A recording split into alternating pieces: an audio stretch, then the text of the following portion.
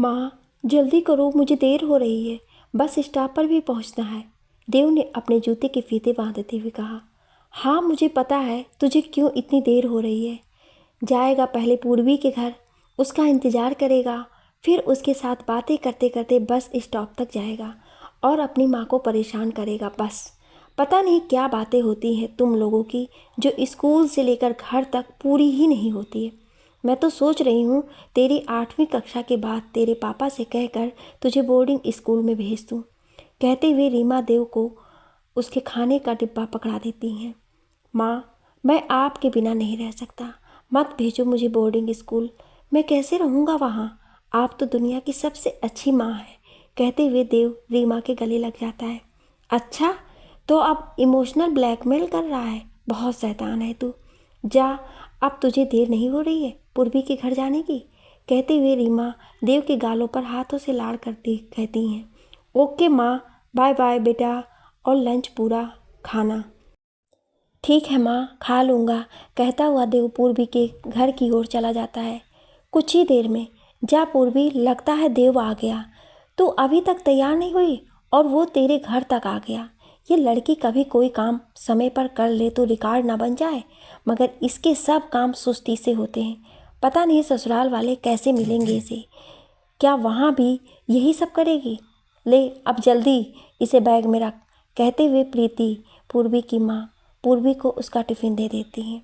दादू देखिए ना, माँ भी ना हर बात में बस ससुराल ससुराल ही किया करती हैं। मैं आप लोगों को छोड़कर कभी नहीं जाऊंगी।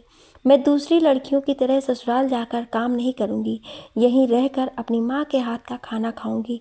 मैं कहीं नहीं जाऊंगी। हाँ, पूर्वी ने अपने दादूजी के गले में दोनों हाथ डालते हुए कहा। हाँ मेरी परी, मेरी गुड़िया रानी, तू हमेशा हमारे साथ ही रहेगी। हम तेरे पति को भी अपने साथ रख लेंगे, दादाजी ने कहा। दादू, पूर्वी ने चिड़चिड़ा कर कहा। प्रीति और दादाजी दोनों ज़ोर ज़ोर से हंसने लगे। अच्छा चलो, अब देव इंतज़ार कर रहा होगा, बस भी आने वाली है, प्रीति ने कहा। ओके माँ, बाय बाय दादू। माँ पापा को मेरा बाय बोल देना। हाँ बाय, अब जा जल्दी। ये लड़की भी ना जाने कब इसको समझ आएगी। कहते हुए प्रीति अपने काम में लग जाती है। हाय हाय, देव और पूर्वी ने एक दूसरे को मॉर्निंग विश किया। तो इतनी जल्दी कैसे तैयार हो जाता है यार। पता है तेरी वजह से मुझे रोज़ डांट सुननी पड़ती है कि देव आ गया और तू अभी तक तैयार नहीं हो पाई। और तुझे पता है तेरी वजह से मेरी माँ भी मुझे रोज़ डांटती है कि पूर्वी को बुलाने के चक्कर में मुझे सुकून से काम नहीं करने देता है। बस जल्दी करो किया करता है। दोनों एक दूसरे की बातें सुनकर खिलखिलाकर हंसने लगते हैं और बस स्टैंड तक पहुंच जाते हैं। थोड़ी देर स्कूल की बातें करने के बाद उनकी बस आ जाती है और दोनों बस में बैठकर स्कूल निकल जाते हैं। स्कूल के बच्चे पूर्वी और देव से कहते हैं कि तुम लोग कभी अलग नहीं रहते हो, एक दूसरे से लगता है कुछ तो गड़बड़ है तुम लोगों की। तभी एक बच्चा बोला, यार ये तो बचपन की मोहब्बत लगती है। फिर सभी बच्चे उसकी बातों में हामी भरने लगते हैं। देव और पूर्वी शर्माने लगते हैं। तभी पूर्वी कहती है कि हम सिर्फ दोस्त हैं, बहुत अच्छे दोस्त, इससे ज़्यादा कुछ नहीं, समझे तुम लोग। चलो अब क्लास शुरू होने वाली है। आज स्कूल से छुट्टी होने के बाद देव और पूर्वी साथ साथ बस स्टैंड से घर की ओर आते हैं। तभी देव पूर्वी से बोल पड़ा कि पूर्वी सुनना। हाँ बोल। तुझे नहीं लगता कि स्कूल में सभी को हमारी जोड़ी अच्छी लगती है? हाँ तो उसमें क्या है, हम अच्छे दोस्त हैं और हमारी दोस्ती सभी को पसंद है, तो इससे पूछने वाली क्या बात है। नहीं, मैं वो नहीं कह रहा। फिर क्या? तू ना, देव ने हिचकिचाते हुए कहा। अरे आगे बोलेगा कि नहीं? पूर्वी, तू मुझसे शादी कर ले, मैं तुझे ऐसे ही खुश रखूँगा। देव ने एक ही झटके में सब बोल दिया। तू पागल हो गया है क्या? हम दोस्त हैं, दोस्त कभी शादी थोड़ी ही करते हैं। दोस्त ही रहने में हम अपनी लाइफ ज़्यादा अच्छे से एंजॉय कर सकते हैं, पूर्वी ने बड़े ही विनम्रता से कह दिया। लेकिन तू देखना, एक ना एक दिन मुझे किसी और के साथ देखकर तू जरूर चलेगी। अभी भी मौका है, अभी से मेरी बुकिंग कर ले। कहते हुए देव जोर से हंसने लगता है। जलेगी मेरी जूती, मैं क्यों किसी से जलने लगी? मैं तो आज ही माँ से बोल दिया कि मैं किसी से शादी नहीं करूँगी। अपने पैर पर खड़े होकर अपने माँ पापा के साथ ही रहूँगी। मैं तो कभी उनसे दूर नहीं जाऊँगी। चल अच्छा देखते हैं कब तक तू शादी नहीं करती। मैं तो तेरा हमेशा इंतज़ार करूँगा। इतने में पूर्वी का घर आ गया और दोनों एक दूसरे को बाय बोलकर पूर्वी अपने घर चली गई और देव अपने घर की ओर। क्या यहीं से एक रूहानी प्यार की शुरुआत हो चुकी थी, मगर एक तरफा प्यार। माँ आ गया बेटा, चल अब जल्दी से कपड़े बदल कर हाथ मुँह धो ले, मैं तब तक तेरा खाना लगा देती हूँ। ठीक है माँ। थोड़ी देर बाद जब देव कपड़े बदल कर खाना खाने आता है तो, माँ ये क्या, आज कुछ खास दिन है क्या? सब कुछ मेरी पसंद का बना है, कोई आने वाला है क्या आज? देव खाने की प्लेट को देखते हुए बोला, नहीं कोई आने वाला नहीं है, कोई जाने वाला है। रीमा ने देव को पानी देते हुए कहा। क्या? कौन माँ, कौन जाने वाला है? देव ने बड़ी उत्सुकता से पूछा। तू और कौन? क्या मैं? और कहाँ जाने वाला हूँ मैं?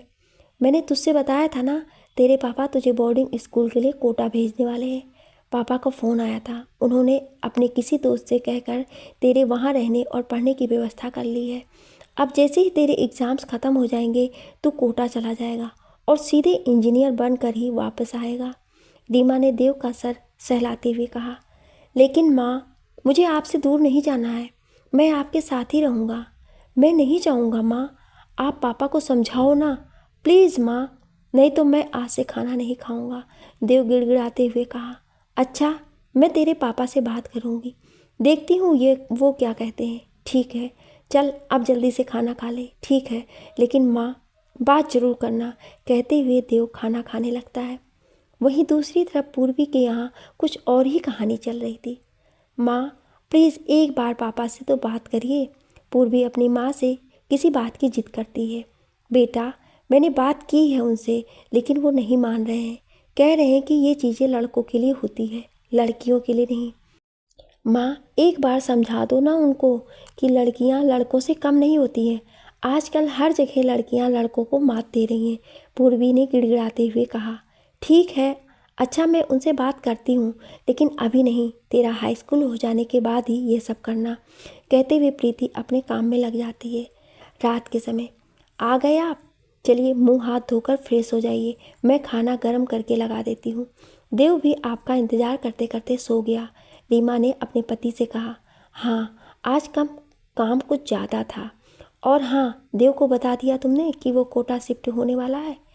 पहले आप जाइए कपड़े बदल कर फ्रेश होकर आइए, फिर सुकून से बताती हूँ। अच्छा बाबा अभी आया।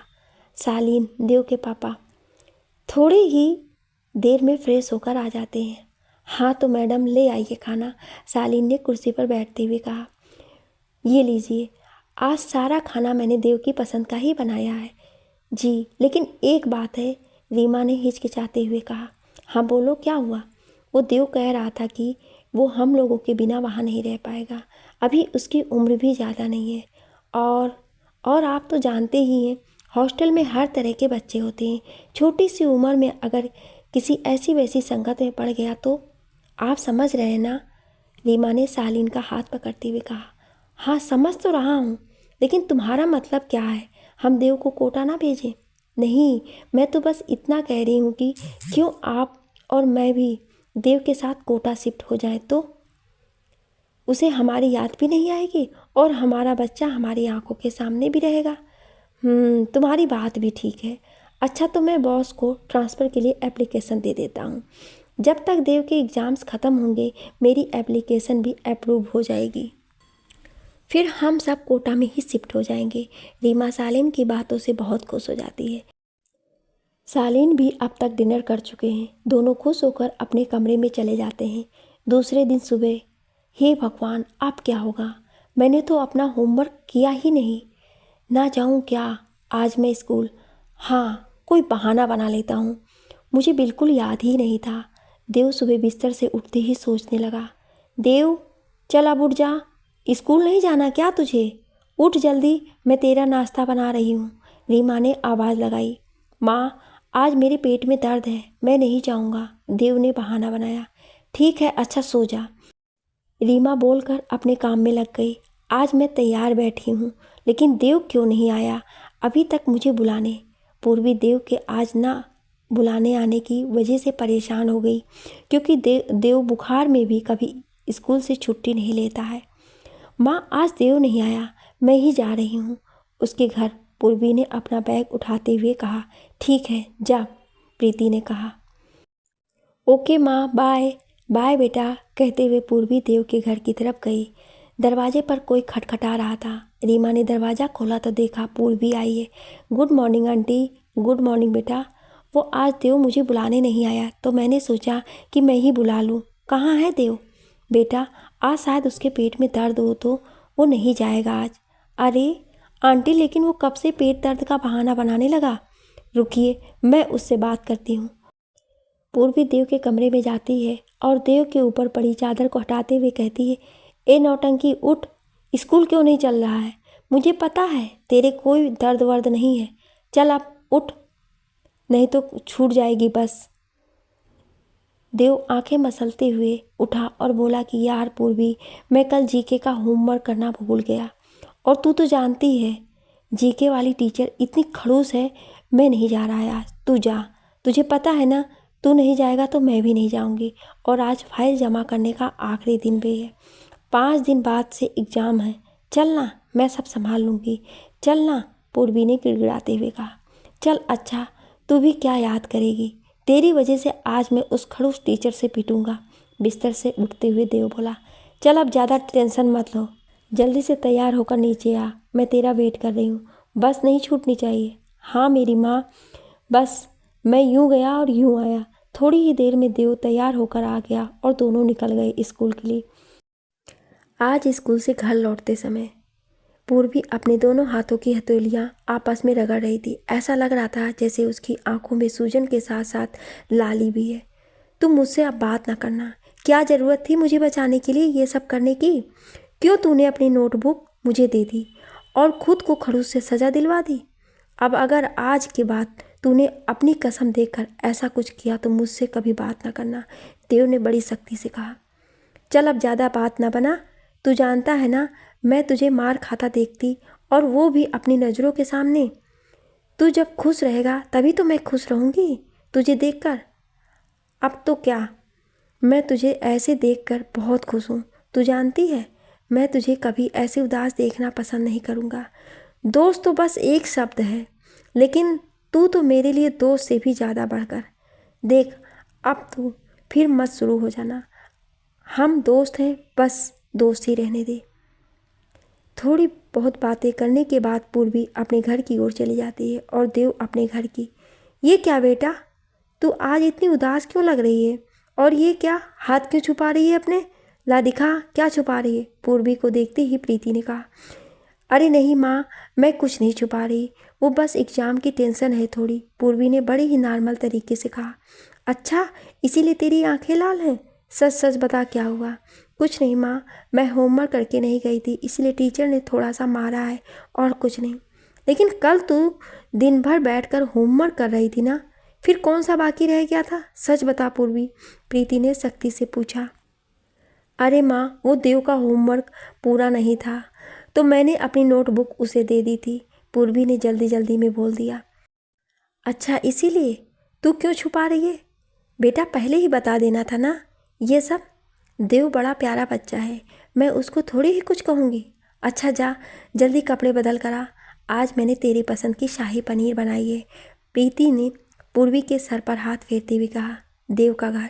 माँ, आपने पापा से बात की कि मैं कोटा नहीं जाऊँगा आप लोगों को छोड़कर? हाँ बाबा, बात कर ली, तेरे आखिरी पेपर वाले दिन हम यहाँ से निकलेंगे। कहाँ माँ? देव ने बड़ी उत्सुकता से पूछा। कोटा, अब हम भी तेरे साथ कोटा में ही रहेंगे, मतलब कि अब हम वहाँ शिफ्ट होने वाले। ये सब सुनकर देव खुश तो हुआ, लेकिन शायद उसका मन पूर्वी को छोड़कर जाने का नहीं था। माँ, फिर मैं पूर्वी से कैसे मिलूँगा? देव ने उदासी भरे स्वर में कहा। अरे बेटा, ये जोधपुर और ये कोटा ज़्यादा दूरी थोड़ा ना है, फ़ोन तो रहेगा ना बात करने के लिए, और ज़्यादा मन करे तो हम आ जाया करेंगे, पूर्वी से मिल लेंगे और अपने पुराने पड़ोसियों से भी। ठीक है माँ, लेकिन मैं अभी पूर्वी को ये बात बताऊँगा नहीं, वो उदास हो जाएगी, मैं उसको आखिरी पेपर वाले दिन ही बताऊँगा। 20 दिनों के बाद आज पूर्वी और देव के 8वीं कक्षा का आखिरी दिन है और आज ही शाम को देव और उसके परिवार को कोटा के लिए निकलना है। दोनों स्कूल से साथ साथ आ रहे थे। क्या हुआ देव, आज तो इतना उदास क्यों लग रहा है? पेपर नहीं अच्छा हुआ क्या? पूर्वी ने बड़ी उत्सुकता से पूछा। नहीं यार, ऐसा कुछ नहीं है, देव ने बड़े धीरे स्वर में जवाब दिया। फिर क्या बात है? तू अब मुझसे भी नहीं बताएगा? देख, तू गुस्सा मत करना कि मैंने तुझे पहले क्यों नहीं बताया। क्या देव, क्या नहीं बताया? पूर्वी, आज हम लोग यहाँ से जा रहे हैं, देव ने कहा। क्या मतलब? पूर्वी एकदम से अचंभित हो गई। मतलब ये कि हम लोग जोधपुर में नहीं, कोटा में शिफ्ट होने जा रहे हैं। पापा का कहना है कि मुझे अब इसके आगे की पढ़ाई वहीं से करना चाहिए। वहाँ सब कुछ सेट हो गया है, बस आज ही हमें निकलना है। पूर्वी को जैसे कोई बड़ा झटका लग गया हो। वो आंखों में आंसू भरकर दौड़ती हुई अपने घर की तरफ भागने लगी। देव उसे आवाज़ लगाता रहा, लेकिन उसने देव की एक ना सुनी। कुछ देर बाद, अरे पूर्वी, क्या हुआ? क्या हुआ बेटा? पूर्वी, पूर्वी, प्रीति ने पूर्वी को बिना कुछ बोले रोते हुए कमरे की तरफ भागते हुए देखने पर कहा। प्रीति के बार बार पूछने पर पूर्वी ने अपनी माँ को बताया कि माँ, आज देव और उसका परिवार कोटा में शिफ्ट होने जा रहे हैं।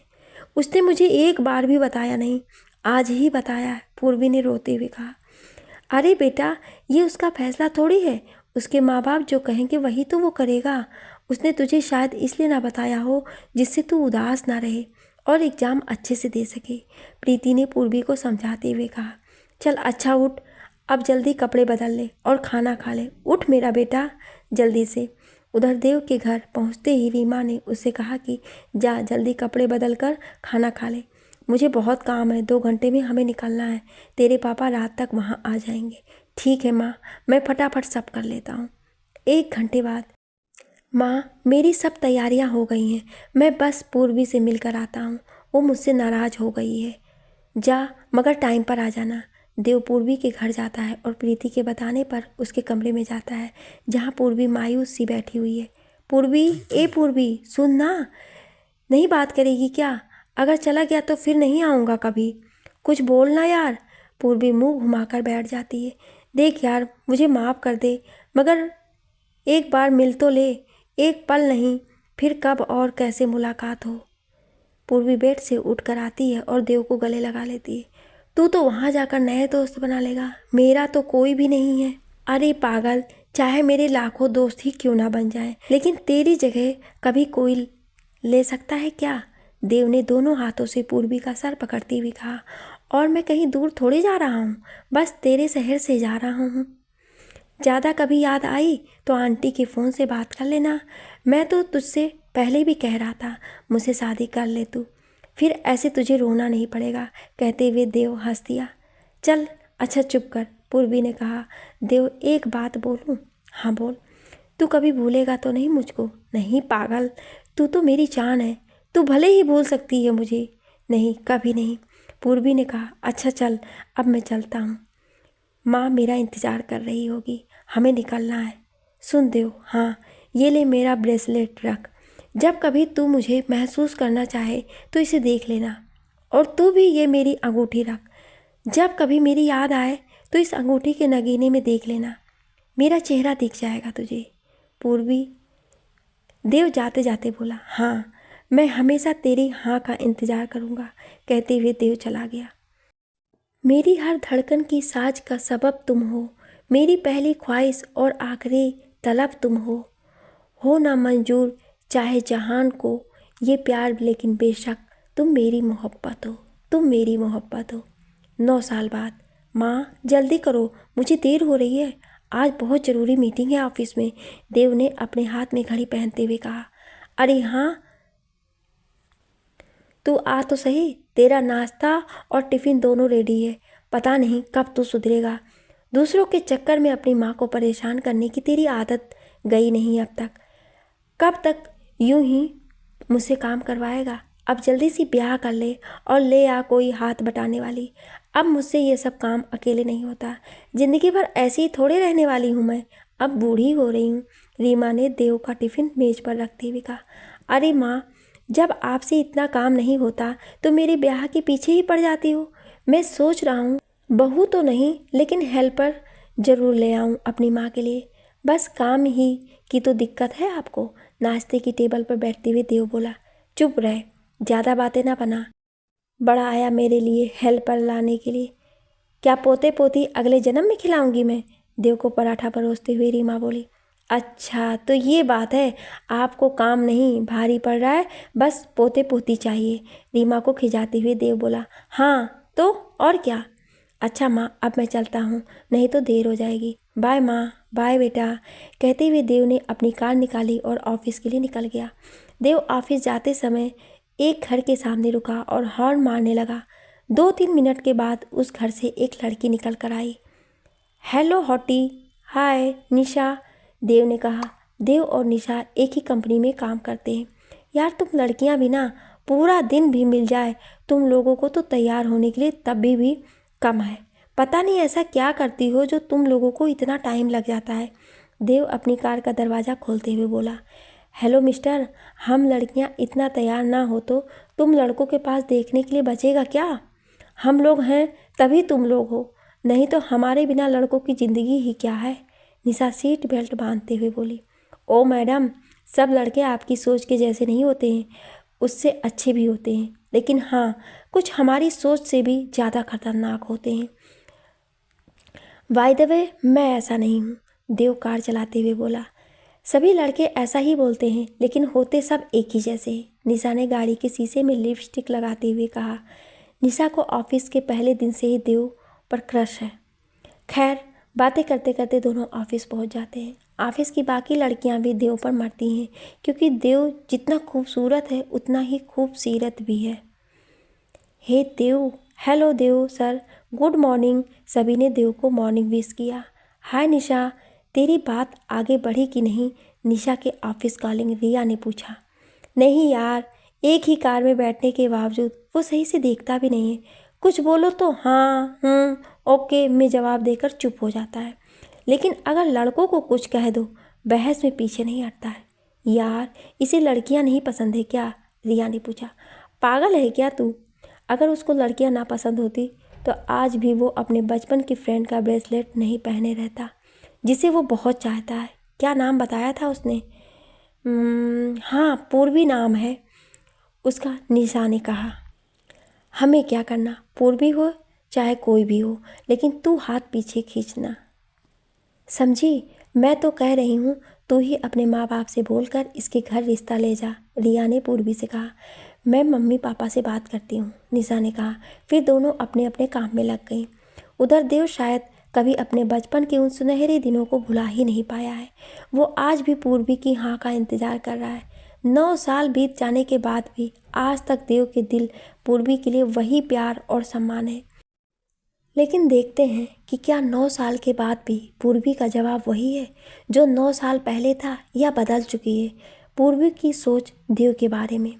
एक दूसरे के शहर से दूर रहकर भी दोनों कभी एक दूसरे से दूर ना हो सके।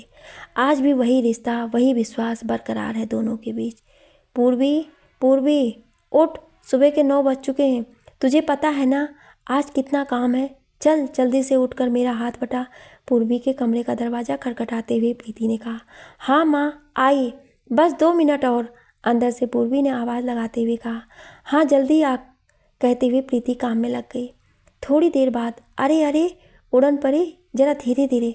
पता है मुझे तू आज बहुत खुश है, सीढ़ियों से तेजी से उतर रही पूर्वी से प्रीति ने कहा। माँ मैं इसलिए नहीं खुश हूँ कि वो आ रहा है, मैं तो इसलिए खुश हूँ कि मुझे आज फिर आपके हाथ का अच्छा खाना खाने को मिलेगा। पूर्वी ने एक गुलाब जामुन मुंह में डालते हुए कहा। हट पागल, क्या कर रही है? सब अभी खा लेगी तो उनके आने आगे क्या रखूँगी? प्रीति ने गुलाब जामुन का कटोरा हटाते हुए कहा। माँ कोई इतनी वीआईपी नहीं है वो जो आप उसके लिए मुझे खाने को रोक रही हो। माँ मैं आपको और पापा को छोड़कर नहीं जाऊँगी, पूर्वी ने अपनी माँ को लाड़ करते हुए कहा। हाँ नौटंकी, पूरी नौटंकी है तू। खुद ही इतनी दिनों से जिद पकड़ कर बैठी है कि शादी करूँगी तो विवेक से ही और किसी से नहीं, और आज जब उसका परिवार तुझे देखने आ रहा है तो नाटक कर रही है। चल अब बहुत देर हो रही है, जल्दी खीर बनवाने में मेरा हाथ बटा, जब तक कचौड़ियों की तैयारी करती हूँ। ओके माँ ठीक है। थोड़ी देर में पूर्वी के पापा नंदन आ जाते हैं। पूर्वी को किचन में काम करता देख बोले कि अरे प्रीति, प्रीति जी आई, ये क्या करवा रही हो? अब तो मेरी बेटी को बख्श दो, कुछ ही दिन बचे हैं मेरी बेटी की विदाई में, अब तो इसको आज़ाद कर दो। जा बेटा तू आराम कर, आज मैं बनाऊंगा अपने होने वाले दामाद के लिए खीर। कहते हुए नंदन ने पूर्वी के हाथ से चम्मच ले लिया और खीर पकाने लगे। पापा आप हटिए, मैं कर रही हूँ, आप आराम करिए, मैं और माँ सारा काम देख लेंगे।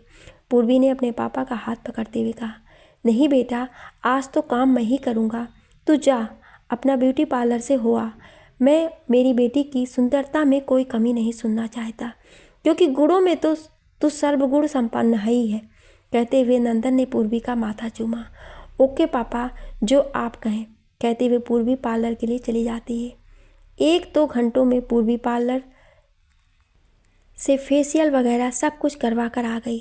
अरे बेटा तू आ गई, अच्छा जल्दी से नहा धोकर तैयार हो जा, विवेक और उसके परिवार वाले बस आते ही होंगे। प्रीति ने पूर्वी को देखते ही कहा। अरे माँ, इतनी भी क्या जल्दी है, आने दो ना उन लोगों को, मैं तो भाई आराम से सारे काम करूँगी अपने। कहते हुए पूर्वी कुर्सी पर बैठ गई। अब कुर्सी पर बैठ गई, उठ और जा जल्दी तैयार होकर आ, मेहमान बस आने वाले हैं, अपनी आराम वाराम कुछ नहीं, जा जल्दी से सारे काम कर और तैयार होकर बैठ। प्रीति ने पूर्वी का हाथ पकड़कर उठाते हुए कहा। माँ आप भी ना, जब अपनी बेटी दे रहे हैं आप उन्हें, तब आपको इनसे इतना डरने की ज़रूरत नहीं है। कुर्सी से उठते हुए पूर्वी बोली। तू अभी नहीं समझेगी, जब माँ बनेगी उस दिन तुझे पता चलेगा कि बेटी के ससुराल वालों के साथ कैसा व्यवहार किया जाता है। प्रीति ने टेबल साफ करते हुए कहा। भाई मैं तो नहीं इतनी खातिरदारी करूँगी। हंसते हुए पूर्वी ने कहा। जा बेटा, टाइम क्यों बर्बाद कर रही है, जल्दी जाओ और तैयार हो। प्रीति ने खींचते हुए पूर्वी से कहा। हाँ माँ हाँ, जा रही हूँ, कहते हुए पूर्वी अपने कमरे की तरफ चली गई। कुछ देर बाद पूर्वी को देखने वाले भी आ गए। आइए आइए बहन जी, नमस्कार।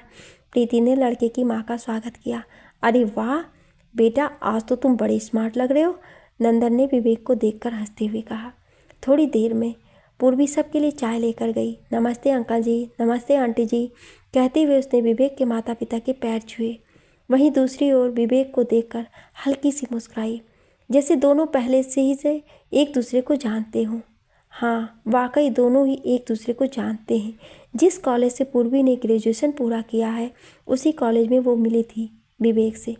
पहले धीरे धीरे दोस्ती हुई, फिर प्यार हुआ और अब वही प्यार रिश्ते में बदलने वाला है, क्योंकि विवेक के माता पिता दोनों को ही पूर्वी बहुत पसंद आई और वो लोग जल्द से जल्द पूर्वी को दुल्हन बनाकर अपने घर ले जाना चाहते हैं। आज पूर्वी बहुत खुश है और उसने किसी को फ़ोन भी मिलाया है, लेकिन कौन? जी हाँ, देव को। हेलो, सामने से आवाज़ आई। हेलो देव।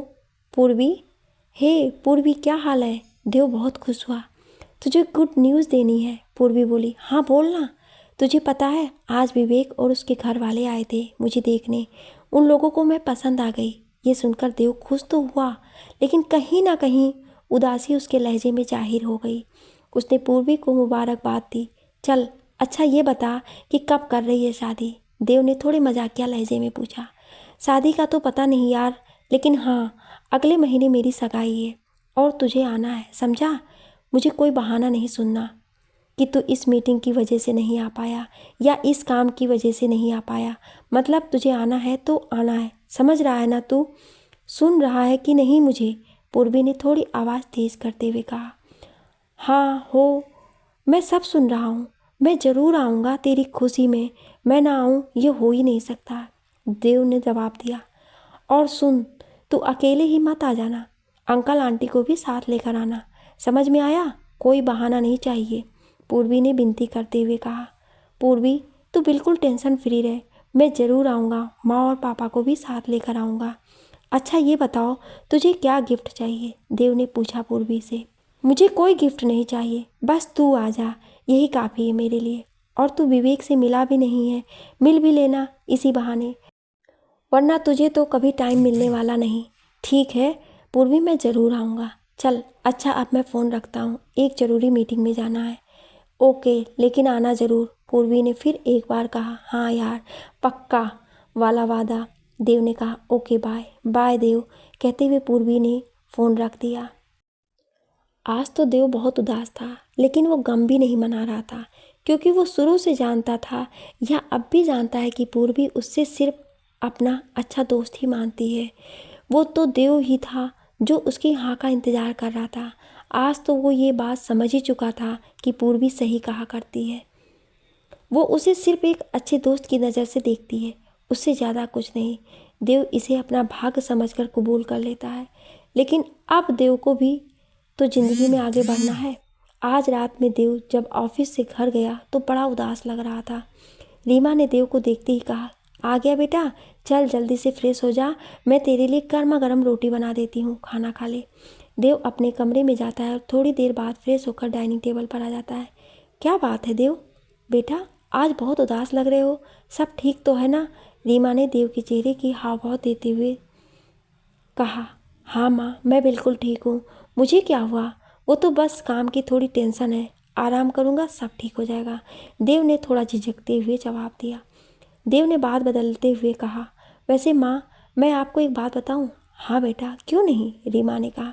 माँ, पूर्वी की सगाई तय हो गई है, उसके कॉलेज के दोस्त विवेक के साथ। अरे वाह, ये तो बहुत अच्छी बात है। चलो ठीक है, बस हमेशा खुश रहे, वो बड़ी प्यारी बच्ची है, रीमा ने आनंदित होकर कहा।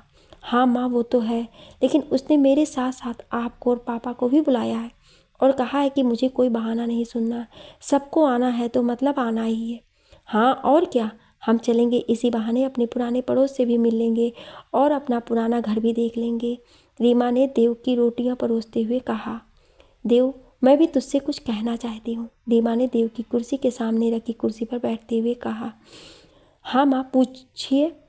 मुझसे पूछने के लिए आपको मेरी इजाज़त की ज़रूरत थोड़ी ही है। देख, तू भी 24 का पूरा हो गया है और अब मेरी हड्डियों में भी वो पहले जैसी ताकत नहीं है। काम करने वाली तो तू हज़ारों ले आएगा, लेकिन मुझे सेवा करने वालों की ज़रूरत है। तू समझ रहा है ना मेरी बात? रीमा ने देव के हाथ पर अपना हाथ रखते हुए पूछा। हाँ माँ, मैं समझ गया, आप क्या कहना चाह रही हैं, कहते हुए देव हल्का सा मुस्कुराने लगा। तो मैं तेरी इस मुस्कुराहट को तेरी हाँ मान लूँ? रीमा ने पूछा। देव कुछ ना बोला, बस हंसता हुआ कमरे में चला गया। रीमा समझ गई कि देव भी अब शादी करने के लिए तैयार है। देव ने शादी की हामी तो जरूर ही भर दी थी, लेकिन एक हल्के मन से। और क्या करता भी क्या वो बेचारा, बचपन से जिससे शादी करने की हाँ का इंतज़ार कर रहा था, उस पूर्वी ने कभी उसे उस नज़रिए से देखा ही नहीं। कुछ देर अपना मोबाइल चलाने के बाद दिन भर का थका देव सो गया। उधर सालीन के आते ही रीमा ने देव की शादी के लिए हाँ कर देने वाली बात उनको बता दी। आज रीमा के साथ साथ सालीन भी बहुत खुश थे, क्योंकि 5 महीने बाद सालीन अपनी कंपनी से रिटायर होने वाले हैं। ऐसे में अपने खाली समय में साथ खेलने के लिए उनको खिलौने मतलब पोते और पोती की ज़रूरत थी, जो कि हर माँ बाप का सपना होता है।